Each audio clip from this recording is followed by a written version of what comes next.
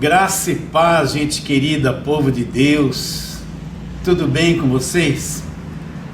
Mais uma vez estamos aqui, iniciando esta live, essa grande oportunidade que Deus nos dá, de poder chegar até você, pessoa preciosa, homem de Deus, mulher de Deus, filhos de Deus abençoados, chegar até você com a infalível palavra do Evangelho da graça de Deus. Isso para mim é uma grande riqueza, é um grande privilégio, porque eu sei que a cada dia que você ouve o Evangelho da graça de Deus, sua mente vai sendo renovada. A renovação da mente, ela não acontece em uma semana, em um mês, não, leva tempo. E quanto mais eu vou ouvindo o Evangelho da graça de Deus, o Evangelho da graça de Deus tem o poder de destruir as falsas doutrinas, de destruir os enganos que havia na mente, de desfazer os falsos ensinos. Quanto mais eu vou ouvindo o Evangelho da graça de Deus, esse Evangelho vai renovando a minha mente, me dando uma outra visão da palavra de Deus, me dando uma outra compreensão. Ele limpa as coisas que não são e estabelece dentro de nós, na nossa mente, no nosso espírito, a verdade do Evangelho da graça de Deus. E isso faz com que compreendamos qual é a boa, agradável e perfeita vontade de Deus. Então é um privilégio ser participante desta obra. É um privilégio ser uma voz que chega até você para falar dessas verdades do Evangelho da graça de Deus. Isso é um presente de Deus. Eu me sinto muito honrado mesmo, de Deus me dar essa oportunidade de poder ser essa voz.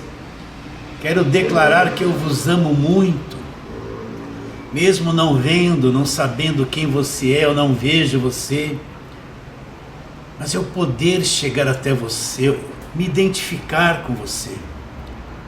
É como se lá no meu espírito eu estivesse unido a você, como no Evangelho mostra que nós estamos. E poder levar esta palavra a você, isso é uma coisa rica. A minha riqueza, a minha prosperidade consiste nisso, em chegar até você com este Evangelho da graça de Deus. E este Evangelho vai produzir uma grande obra no seu espírito e no seu coração. Então vamos à palavra de hoje. Deixa eu pôr aqui meu ajudador, né? Estou aqui com a Bíblia aberta em Gálatas. Novamente não conseguimos terminar esta carta ainda vamos ter algumas lives a respeito dela. E Gálatas, vamos ler aqui capítulo 5, verso 16 até o 21. Nós estamos tratando das obras da carne, da natureza humana, o conflito das duas naturezas, a espiritual e a carnal. Vamos ler então. Digo, porém, andai no Espírito e jamais satisfareis a concupiscência da carne. Porque a carne milita contra o Espírito, e o Espírito contra a carne, porque são opostos entre si, para que não façais o que porventura seja do vosso querer. Mas se sois guiados pelo Espírito, não estáis sob a lei. Agora ele vai descrever aqui as obras da carne das quais temos falado. Ora, as obras da carne são conhecidas e são, olha a lista que ele vai dar: prostituição, impureza, lascívia, idolatria, feitiçaria, inimizades, porfias, ciúmes, iras, discórdias, dissensões, facções, invejas, bebedícios, glutonarias e coisas semelhantes a estas, a respeito das quais eu vos declaro, como já outrora vos preveni, que não herdarão o reino de Deus os que tais coisas praticam. Então, na live passada, nós falamos do conflito entre essas duas naturezas que nós temos, a natureza espiritual e a natureza carnal. Elas se opõem uma contra a outra. E eu expliquei que existe um grande conflito, o homem exterior com o homem exterior. Se você quiser saber bem sobre isso, assista a live passada, que é o conflito sobre as duas naturezas. Então, o que nós lemos aqui? Nós lemos Paulo descrevendo as obras da carne, aquilo que essa natureza humana, ela produz. Então nós vemos uma lista de coisas que a carne produz em cada um de nós.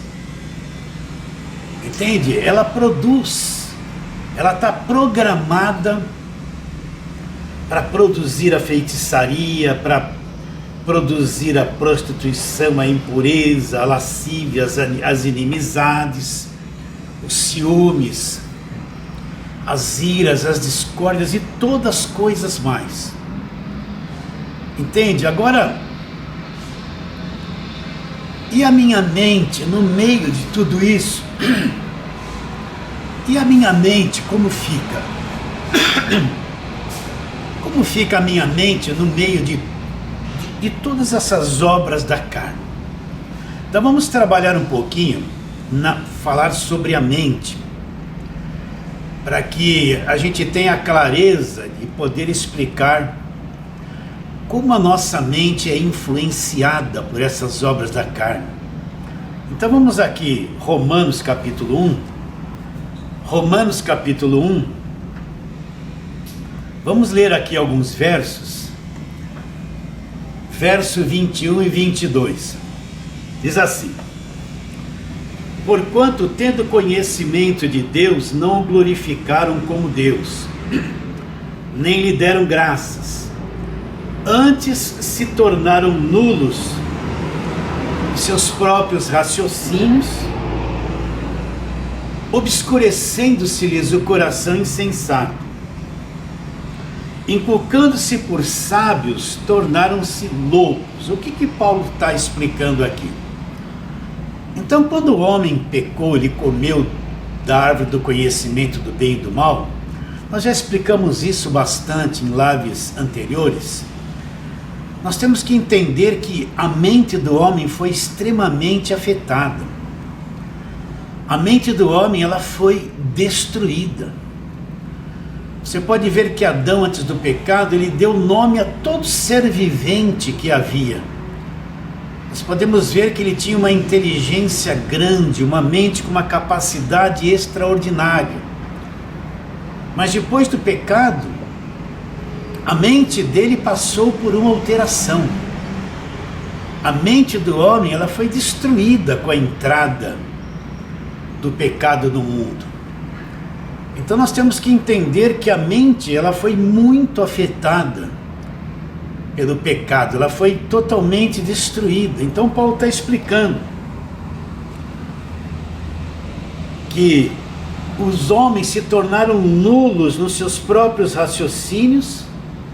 E o que aconteceu com eles? Obscurecendo-se-lhes o coração insensato, inculcando-se por sábios, eles se tornaram loucos.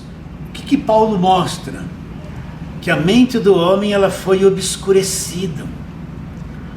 Uma escuridão entrou na mente do homem. A capacidade mental do homem, ela foi alterada. Os valores do homem foram totalmente destruídos e modificados. E eles se tornaram nulos nos seus próprios raciocínios. Então uma coisa nula entrou na mente do homem. Eles se tornaram nulos nos seus próprios raciocínios. E Paulo fala, inculcando-se por sábios, achando que são sábios, Paulo fala que eles se tornaram loucos. Então, quando Deus ele olha para o estado mental do homem, esse estado mental do homem na ótica de Deus é loucura. É loucura. Então Deus olha e vê o homem no estado mental de loucura. E Paulo ele vai aqui ainda nesse capítulo 1 de Romanos dizer uma coisa interessante, no verso 28. E por haverem desprezado o conhecimento de Deus, o próprio Deus os entregou a uma disposição mental reprovável para praticarem coisas inconvenientes. Olha que coisa interessante. Os homens foram entregues a um estado mental reprovável para praticar coisas inconvenientes. Então essas coisas inconvenientes que o homem pratica é por causa do seu estado mental que foi destruído, estado mental reprovável.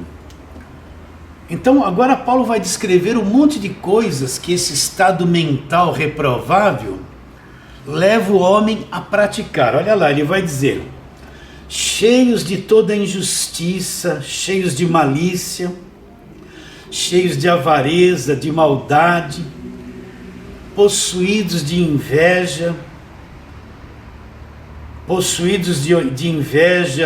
homicídio, contenda, dolo, malignidade, sendo difamadores, caluniosos, caluniadores, aborrecidos de Deus, insolentes, soberbos, inventores de mal, desobedientes aos pais, insensatos, pérfidos, sem afeição natural e sem misericórdia.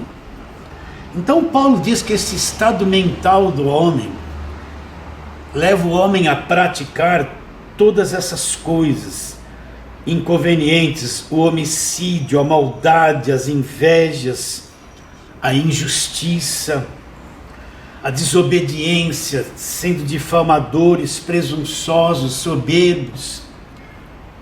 Então tudo isso é um reflexo desta mente do homem que foi entregue a um estado mental reprovável devido ao pecado. Isso para você perceber que a mente, ela foi destruída. Ela foi destruída. E ela passou a ser extremamente influenciada pelas obras da carne. Então, você poderia perguntar: mas pastor, de vez em quando vem cada pensamento estranho na minha mente. A minha mente é assaltada por tantas coisas estranhas. Eu não quero pensar isso, eu não quero pensar aquilo. Eu não quero isso, eu não quero aquilo, mas de repente a minha mente, ela produz todo esse tipo de coisa. Então o que você tem que entender? Que essa nossa natureza caída, essa natureza carnal que nós temos falado, ela é uma fábrica que produz um monte de pensamentos errados, um monte de emoções erradas. De onde vêm as angústias, os temores, os medos, as depressões, os traumas, essas coisas que se passam na nossa mente? Tudo isso é produzido por essa natureza caída.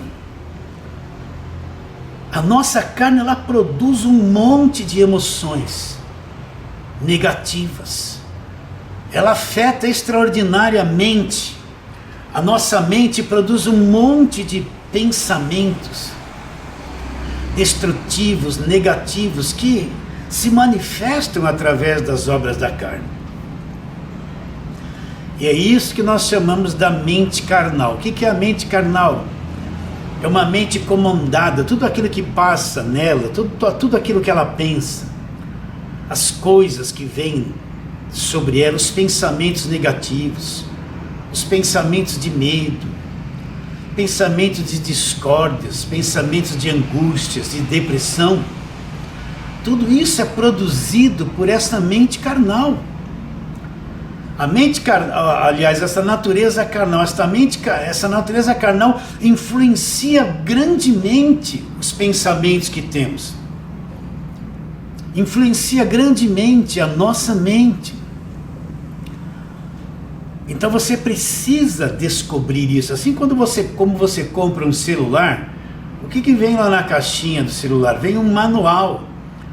Esse manual vai te ensinar como fazer e operar o celular, cada tecla para que serve, todo o sistema que ele tem, para que você possa utilizá-lo de uma forma boa e usufruir o máximo dele.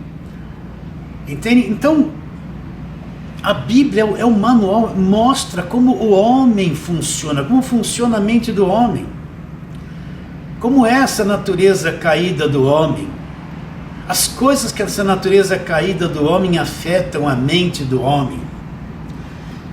É o nosso manual, por isso que eu preciso conhecer essas obras da carne, conhecer tudo isso, para saber como minha mente funciona, como eu sou atacado por tantas coisas. Você entende? Você já descobriu isso? Quantas coisas a nossa carne produz em forma de pensamentos? Estas obras da carne, quantos pensamentos elas influenciam na nossa mente? E você sabe que você vai ver a vida de acordo com aquilo que está na tua mente. Você vai ver a vida de acordo com aquilo que você pensa. Se as obras da carne governam a tua vida 100%, a sua vida vai ser aquilo que todas essas obras da carne que influenciaram a sua mente vai mostrar para você que você é. Então, a nossa mente precisa ser renovada, ela precisa ser mudada.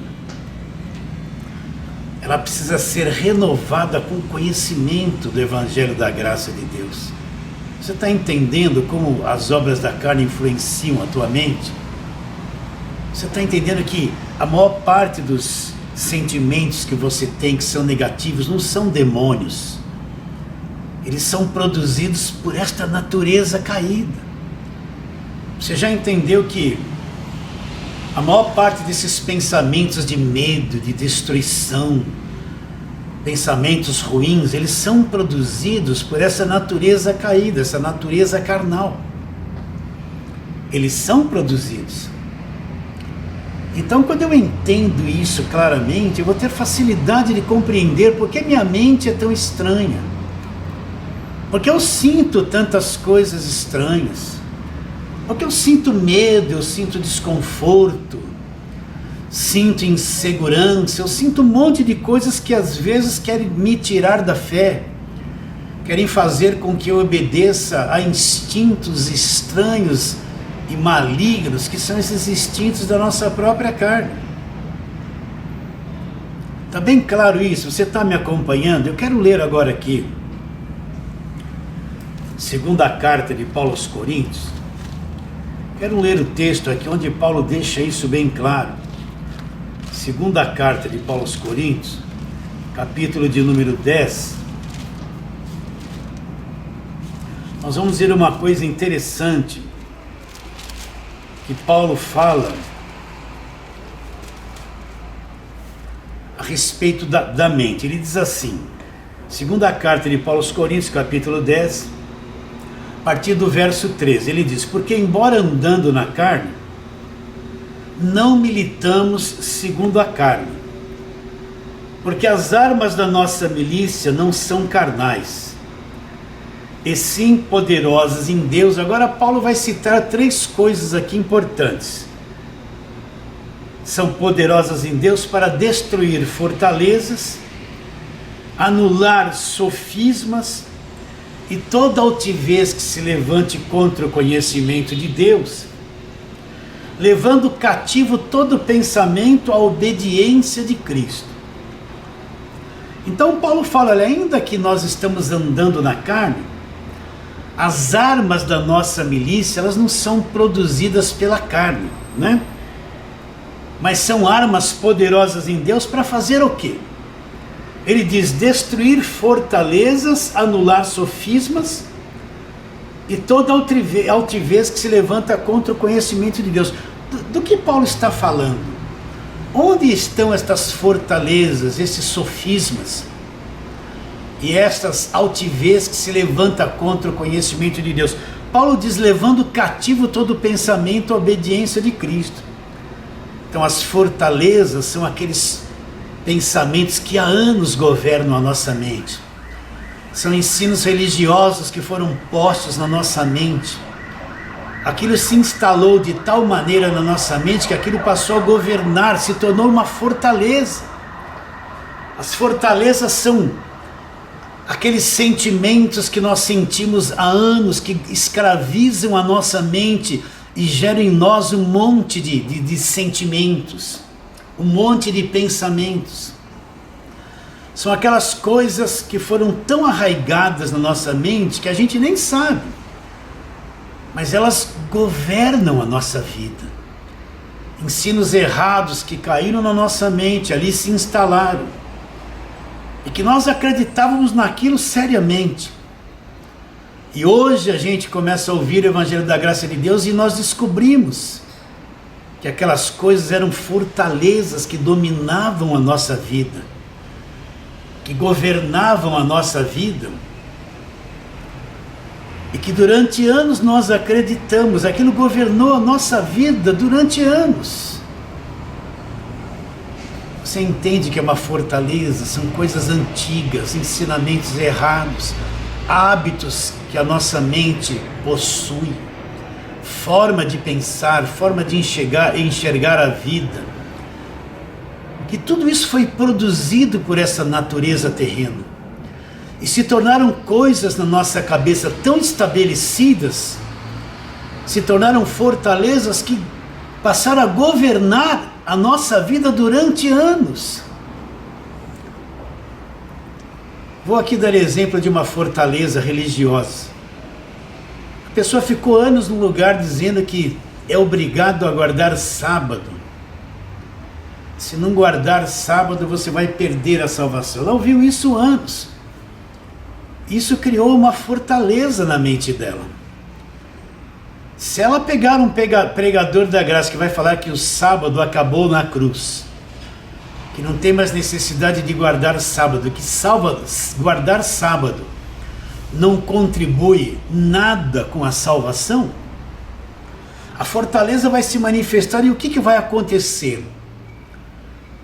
Essa fortaleza vai dominar a vida dela e ela não vai acreditar que não é preciso mais guardar o sábado. Ela não vai acreditar porque a fortaleza foi instalada ali. Essa fortaleza domina a fé dela, domina a vida dela. E quando ela ouvir uma palavra do Evangelho da Graça de Deus, a fortaleza da mente dela vai se manifestar. E qual vai ser a atitude dela? Rejeitar a verdade.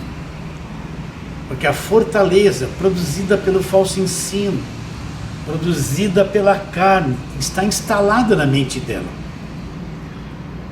Tem um monte de gente que se comunicam comigo e falam que o salvo vai perder a salvação.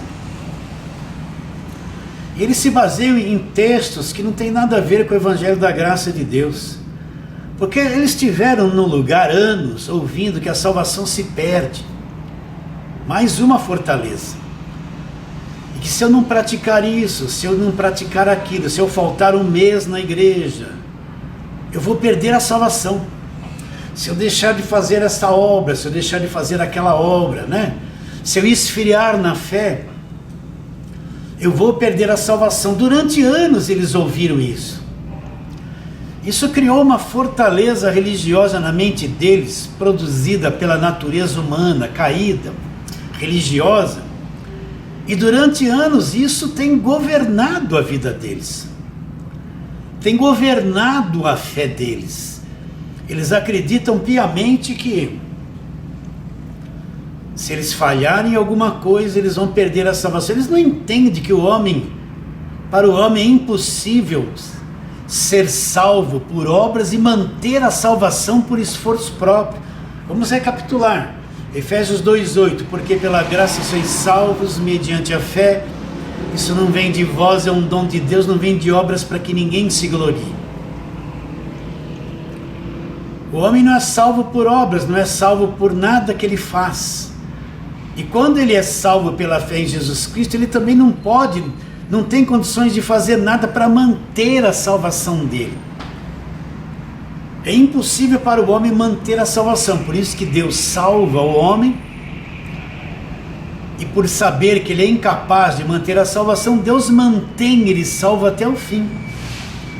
Mas aquela fortaleza de perder a salvação, né? Aqueles textos de guarda o que tens para que ninguém tome a tua coroa, aqueles textos de Apocalipse, né?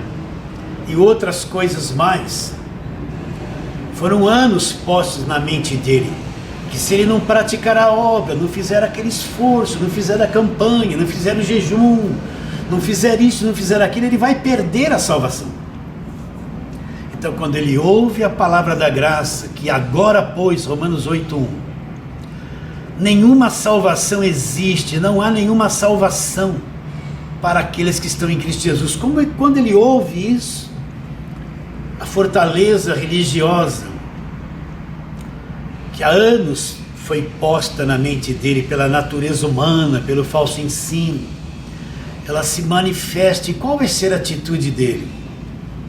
Rejeitar esta verdade do Evangelho da Graça de Deus. Por quê? Porque ele acredita seriamente que a salvação se perde. Entende? Então existe uma outra série de fortalezas, os medos que as pessoas sentiam desde criança, as dificuldades que tiveram no passado, as decepções que tiveram no passado, tudo isso, produzida pela natureza humana, criou-se enormes fortalezas na mente da pessoa. Produzida pela natureza humana, pelas obras da carne. Quantos sentimentos, eu vou falar isso de novo, que a pessoa é adulta hoje, governa a vida dela, quanto medo, quantas coisas, que ela começou a sentir isso quando criança, produzida pela carne, pela natureza carnal. Hoje é uma pessoa adulta, às vezes é casada, tem 50 anos, mas ainda aquelas mesmas emoções que a escravizavam. Hoje cresceram, a pessoa já tem idade e ainda é governada por aquelas mesmas coisas, aquelas mesmas fortalezas emocionais do passado. Você entende, minha irmã preciosa, meu irmão amado?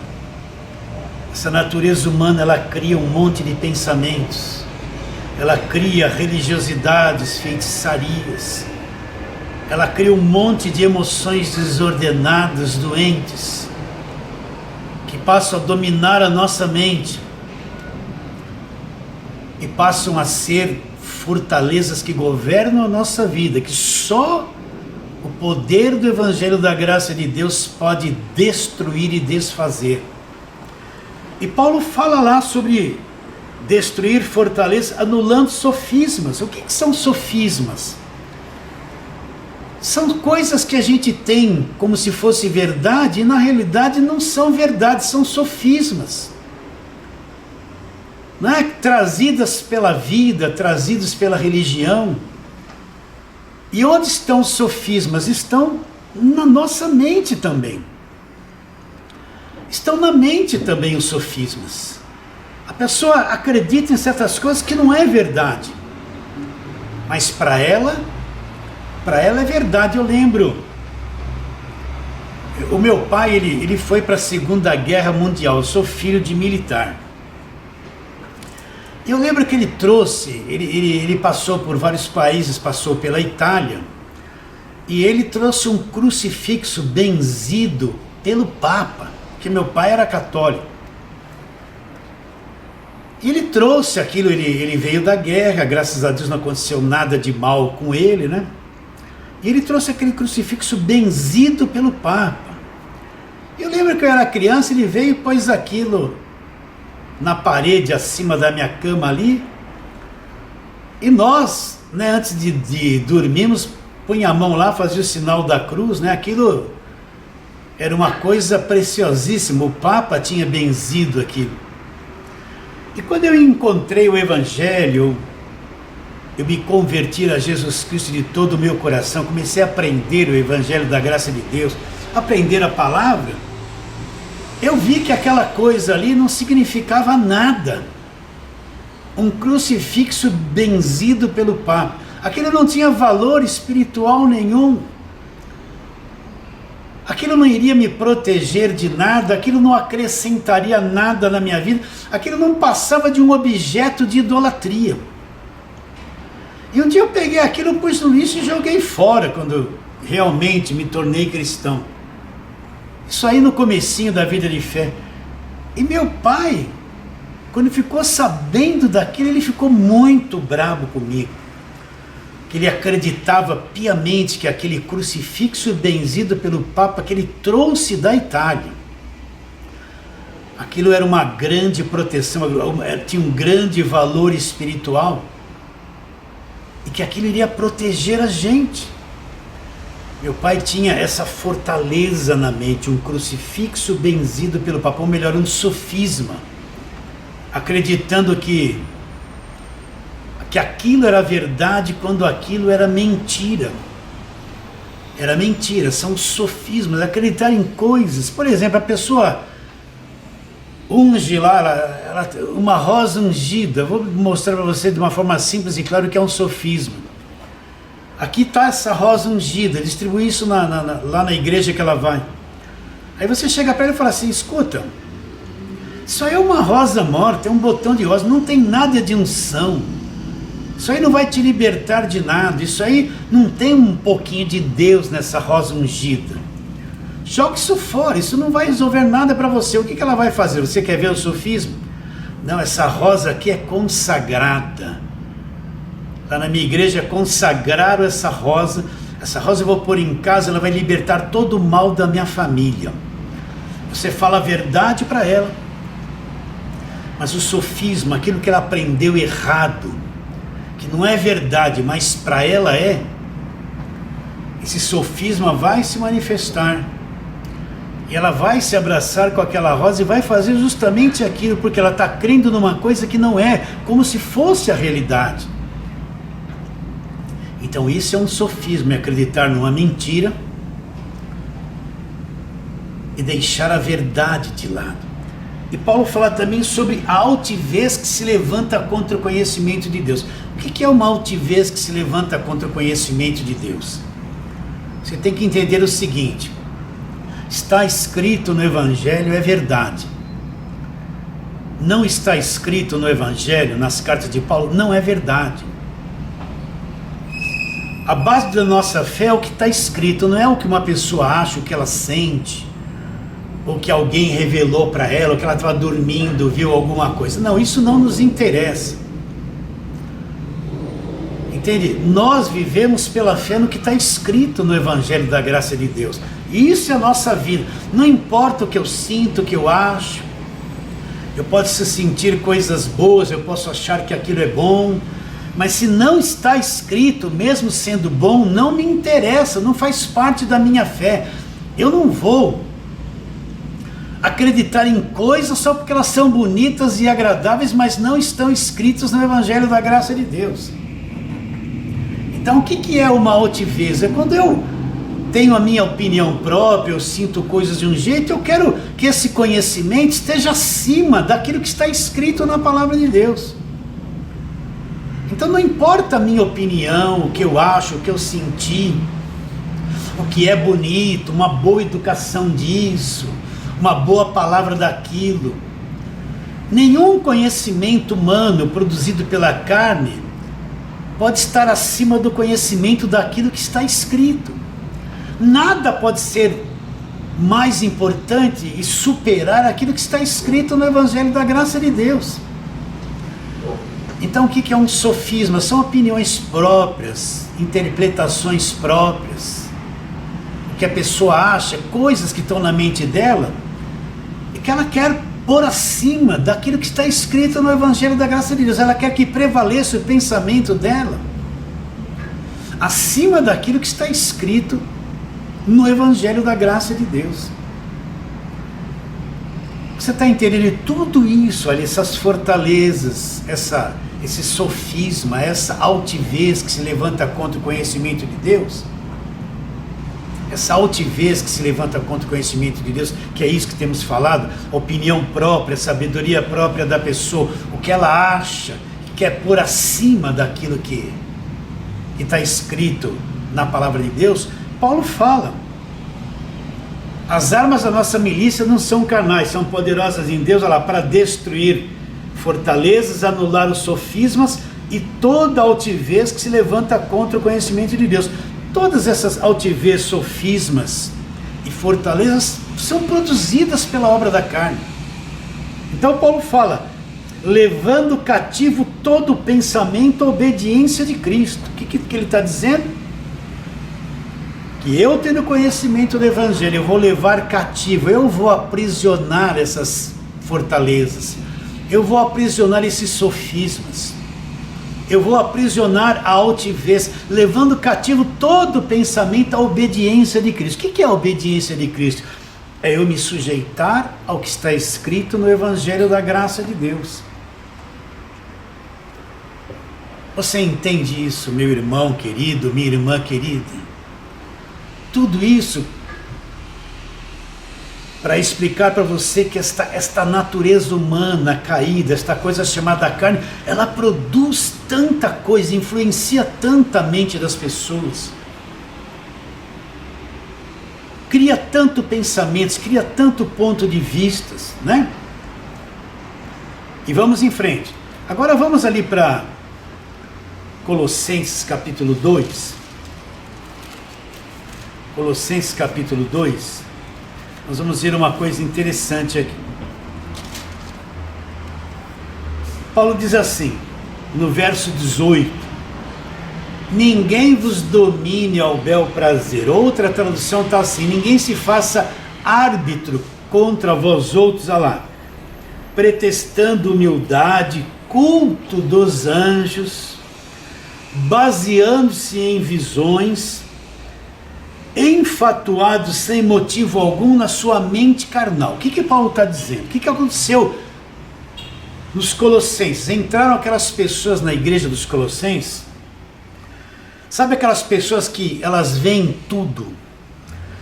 Deus para elas é o seguinte: eu tive uma visão disso, eu tive uma visão daquilo, Deus me revelou isso, Deus me revelou aquilo, Deus me mostrou isso, Deus me mostrou aquilo.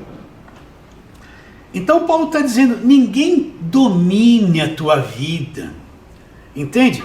Ninguém tenha controle sobre você, ninguém governe a tua vida, né? Pretextando uma falsa humildade, culto dos anjos. Aí nesses lugares, olha o anjo com uma bandeja de prata, olha o anjo do batismo com o Espírito Santo, olha, tem um anjo aqui, olha o anjo derramando um azeite, não é? Você entende o que eu estou dizendo?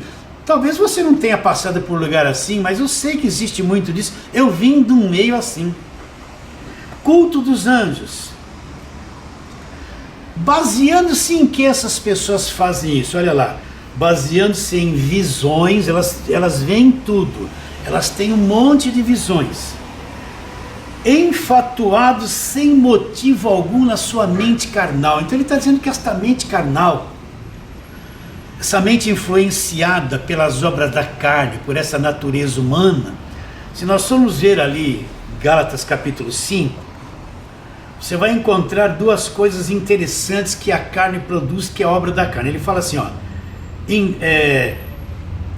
ele fala assim, feitiçarias e idolatria. Ele está dizendo que as feitiçarias no plural e as idolatrias, elas são produzidas pela obra da carne.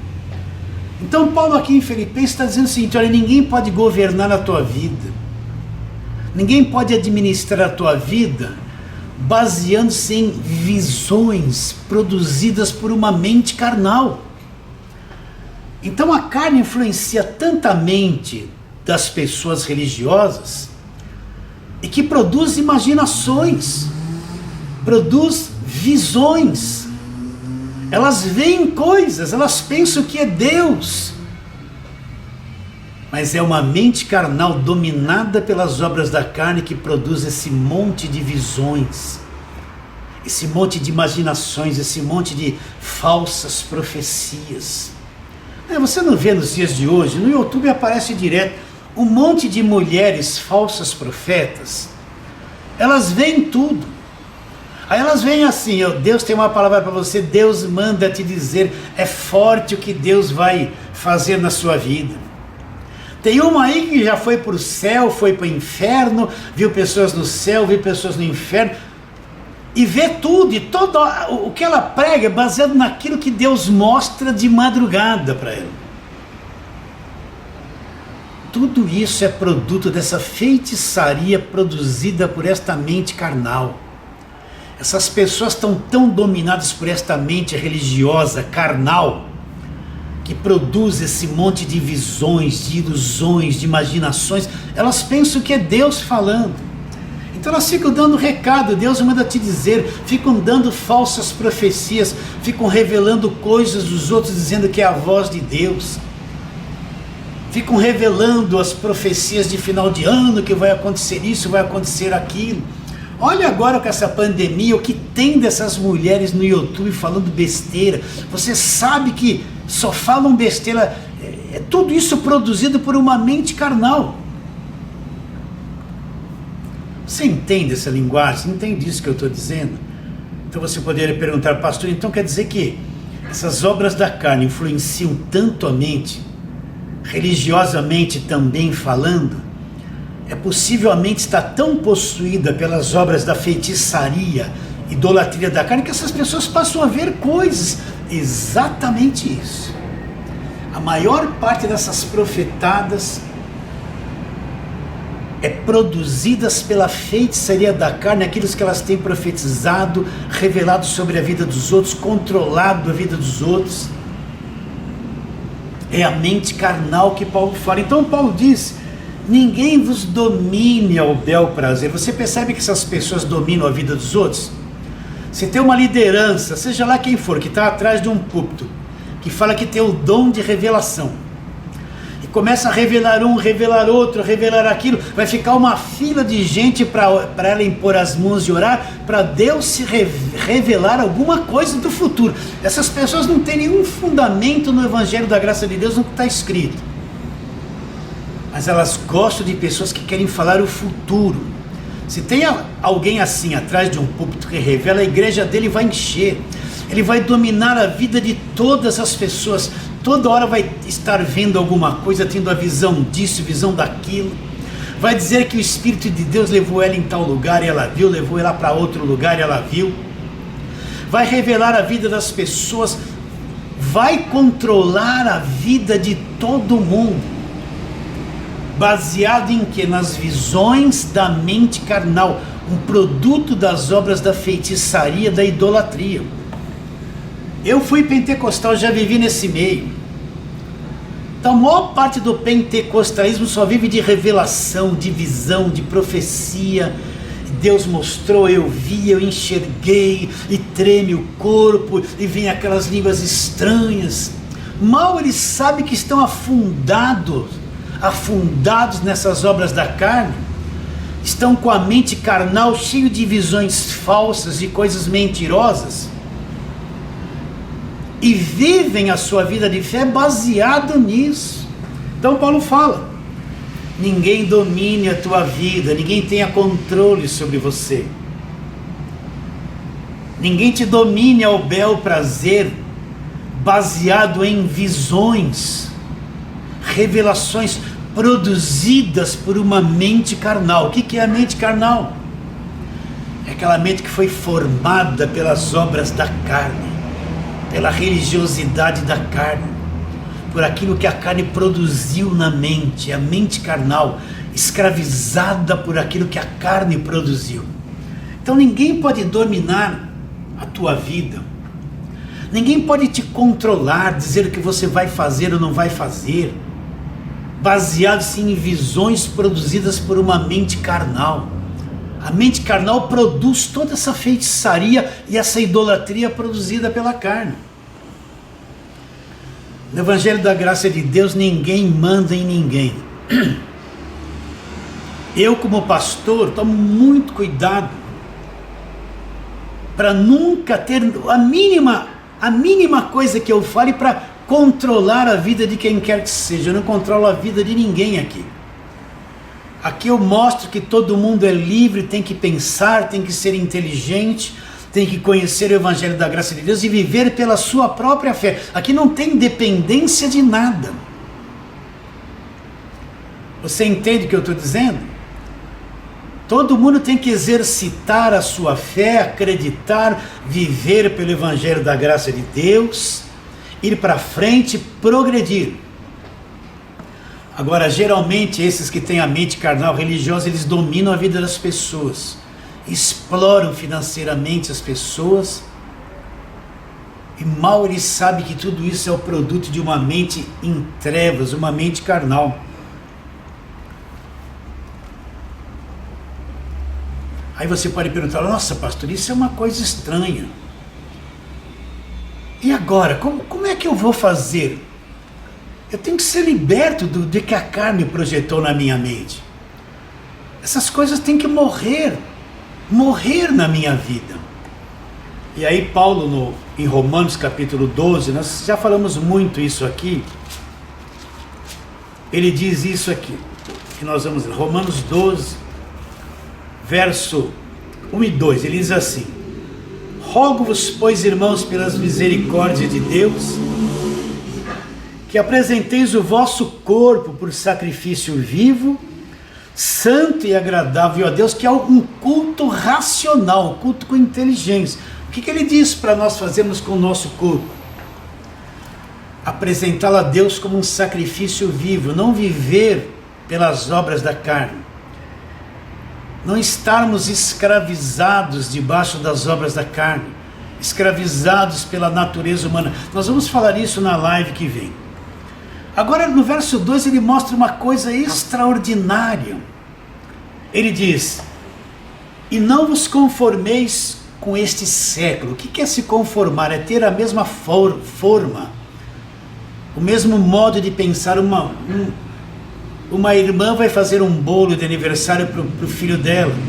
Ela compra lá uma formato de coração, faz aquela massa, põe aquela massa naquela forma, e quando o bolo estiver pronto, vai ser um bolo em formato de coração. A massa foi formatada, ela pegou a forma da forma, né? E saiu um bolo em formato de coração. Então o que Paulo está dizendo? Não vos conformeis com este século. Outra tradução está com este mundo. Vamos trazer isso para a religião. Não se conforme com essa mentalidade religiosa, com esse falso evangelho. Não tenha o mesmo formato, a mesma forma de pensar. Você entende? Não vos conformeis com este século, mas transformai-vos. Como é que eu vou ser transformado? Não, a gente vê cultos que a pessoa fala assim: vem aqui na frente que você vai ser transformado. Então esse culto é o culto da transformação. Aí a pessoa vai lá, só ouve pregação do Velho Testamento, no final do culto põe a mão na cabeça, sai demônio disso, sai demônio daquilo. Sabe quando vai ser transformado? Nunca. Essas coisas não transformam a vida de ninguém. O pessoal fala assim: hoje Deus manda te dizer que a tua vida vai ser transformada. Não vai ser transformada, é ilusão. Por quê? Porque se a mente não for transformada, se a mente não for mudada, se essas fortalezas, essas obras da carne que dominaram a nossa mente, escravizaram a nossa mente durante anos, elas não forem removidas, daí, se a mente não for renovada, nada vai ser transformado na tua vida.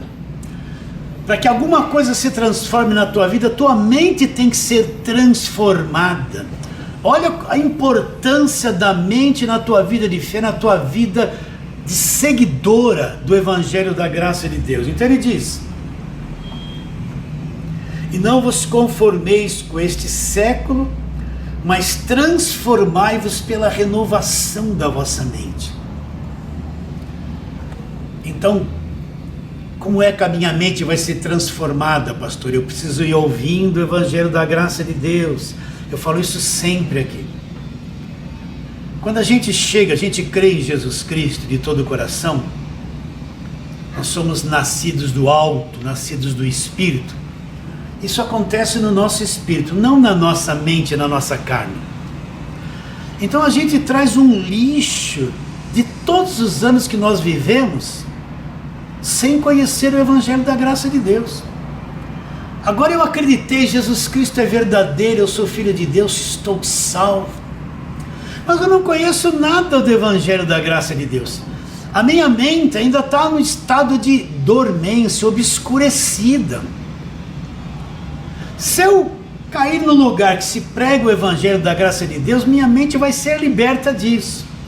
Se eu for parar num lugar que só me dão coisa orada e ungida, só falam do Velho Testamento, tem diabo para todo lado, que só prega medo, escravidão, a minha mente nunca vai ser renovada, ela vai ficar escravizada por todas essas coisas. Mesmo eu conhecendo Jesus Cristo e crendo nele, eu posso ficar anos num sistema evangélico religioso, dominado, com a mente totalmente escravizada, sem ter sido renovado em nada.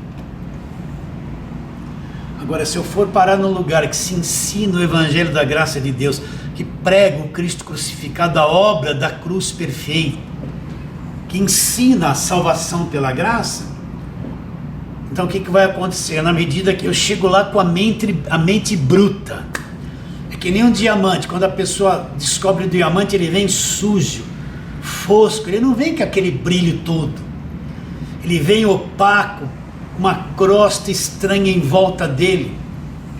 Aí vai levar para um lapidador. O lapidador tem aquela ferramenta toda, aquela máquina de lapidação, vai trabalhar naquele diamante, vai lapidar uma face, lapidar outra com imenso cuidado, vai tirar aquela camada que estava por cima dele, até que o esplendor do brilho do diamante, aquilo lá vem para fora e você vai ver que aquela pedra preciosa é linda, cheia de cores, cheia de faces e vale muito dinheiro, ela é riquíssima.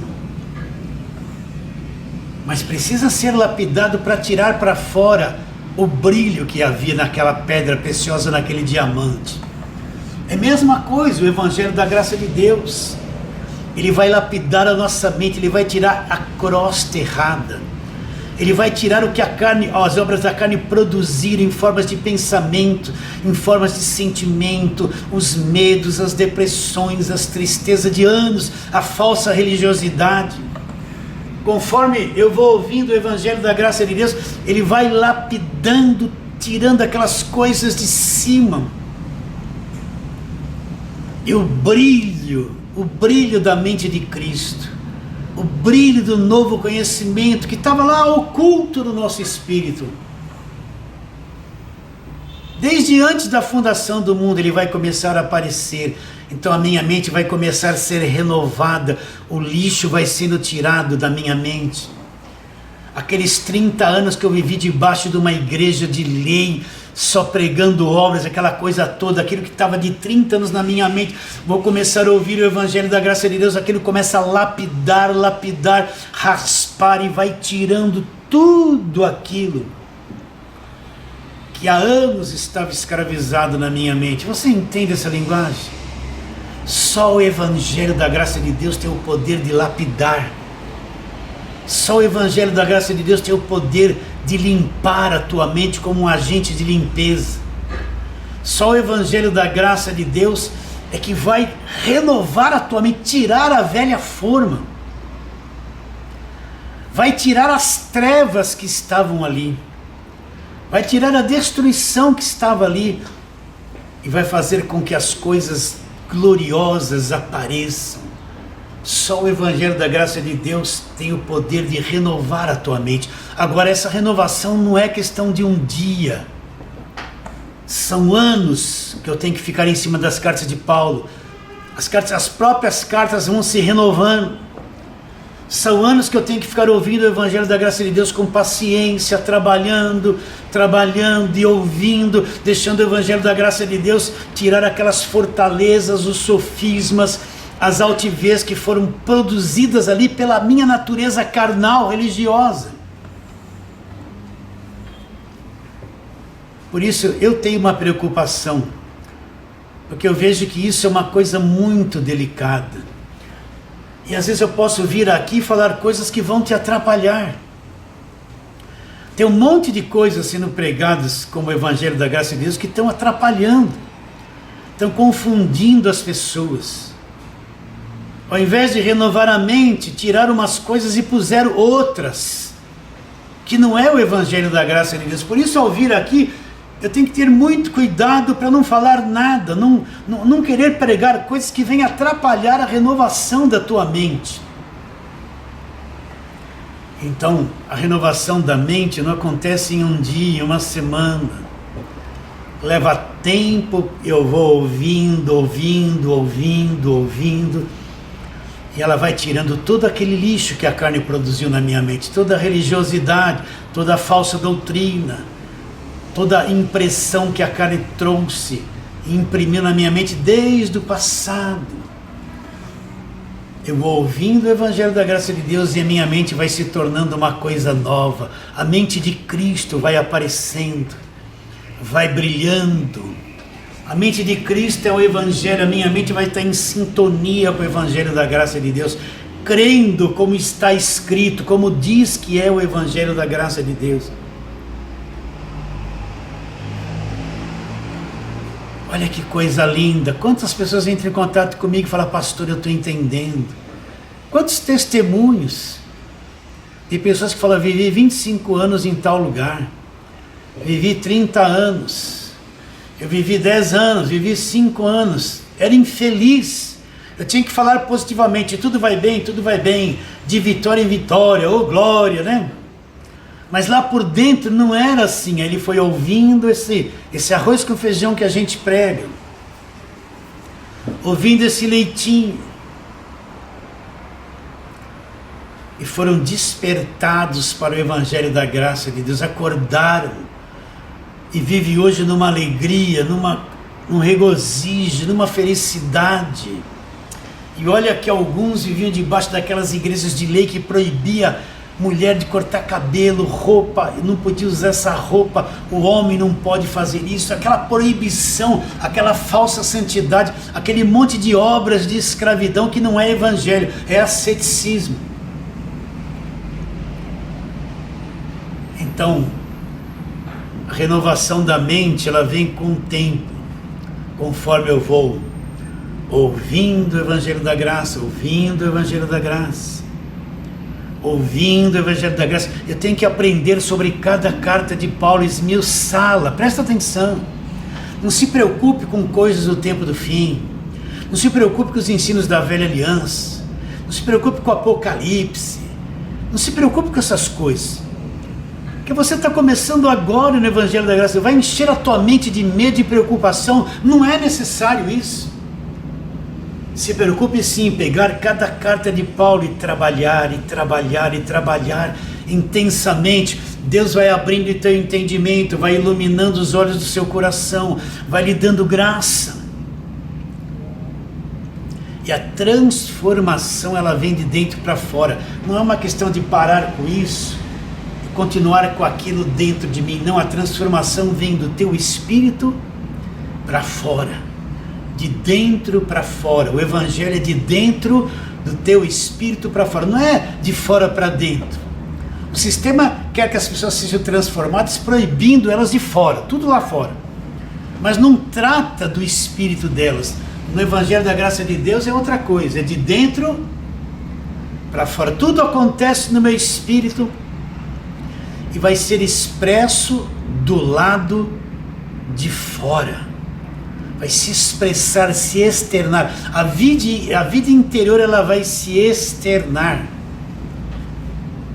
Então leva tempo para a mente ser renovada. Então depois ele diz: o que vai acontecer quando minha mente for renovada? Para que experimenteis qual seja a boa, agradável e perfeita vontade de Deus. Aí você vai experimentar. Vai experimentar o quê? Qual é a boa, agradável e perfeita vontade de Deus. Você vai experimentar a boa, agradável e perfeita vontade de Deus para a tua vida. O Evangelho da Graça de Deus vai desnudar o que é a boa, agradável e perfeita vontade de Deus para a tua vida. Você vai entender que Deus quer que você saiba que você foi liberto do império das trevas. É a agradável e boa vontade dele. Deus quer que você saiba que foi redimido e justificado. Deus quer que você saiba que a salvação não se perde. Deus quer que você saiba que você está reconciliado com Ele, que você é selado com o Espírito Santo da promessa, que você é herdeiro de Deus e co-herdeiro com Cristo. Deus quer que você saiba que você foi comprado pelo sangue daquela cruz. Essa é a boa, agradável e perfeita vontade de Deus. Então, na medida que a minha mente vai sendo renovada, eu vou entendendo o Evangelho, eu enxergo no Evangelho a boa, agradável e perfeita vontade de Deus. O Evangelho expressa no conhecimento a boa, agradável e perfeita vontade de Deus. Acabou a religiosidade. Acabou o medo de perder a salvação, acabaram-se as obras mortas, acabaram-se escravidão dentro da igreja, acabou um líder me fazendo de massa de manobra, acabou a exploração, porque eu compreendo com a mente renovada a boa, agradável e perfeita vontade de Deus. E onde está a boa, agradável e perfeita vontade de Deus? É o conhecimento desse Evangelho da graça de Deus. Você entende, meu irmão querido, minha irmã preciosa? Você entende isso? Entende a necessidade de ter uma mente renovada com a palavra de Deus? E vamos terminar voltando aqui em Gálatas capítulo 5, onde Paulo fala sobre a lista das obras da carne. Eu quero ler aqui de novo. Olha, as obras da carne são conhecidas e são, ele diz: prostituição, impureza, lascívia, idolatrias, feitiçarias, glutonarias, porfias, ciúmes, iras, discórdias, dissensões, facções. Tudo isso são as obras da carne, aquilo que a carne produz. E a carne tem um poder de influenciar a minha mente e produzir sentimentos, pensamentos, dominar minhas emoções, formar um tipo de vida, me dar uma visão da vida de acordo com as obras da carne. A mente carnal, ela vive baseada e dominada pelas obras da carne. Mas quando eu começo a entender o Evangelho da graça de Deus, o Evangelho da graça de Deus vai tirando a minha mente desse estado de escravidão, vai tirando a minha mente dessas coisas perversas, vai renovando a minha mente, vai me dar uma nova visão de Deus, de tudo. Eu vou compreender qual é a boa, agradável e perfeita vontade de Deus. E assim nós vamos ficando por aqui, meu querido irmão, minha querida irmã. Vou me despedir de todos vocês, declarando com toda a força do meu coração, dizendo isso, que a tua vida vale mais que o mundo inteiro.